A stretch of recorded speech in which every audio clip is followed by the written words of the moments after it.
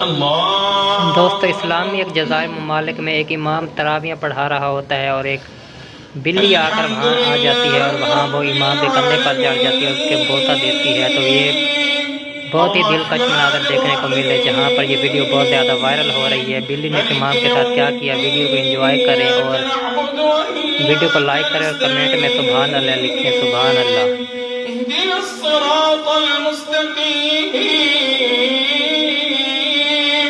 صراط الذين أنعمت عليهم غير المغضوب عليهم ولا الضالين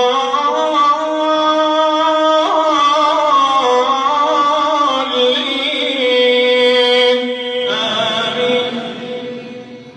فإن كذبوك فقل ربكم ذو رحمة واسعة ولا يرد بأسه عن القوم المجرمين.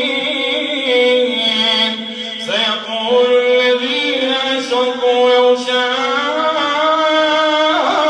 الله ما أشركنا ولا آباؤنا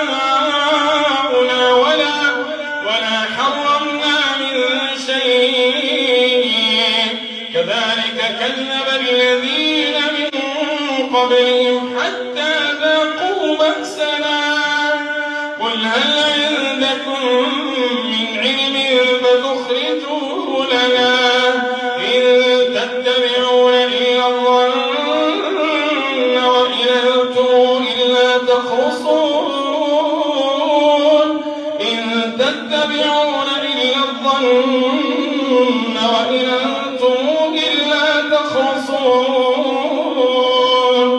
قل فلله الحجة البالغة فلو شاء لهداكم أجمعين. الله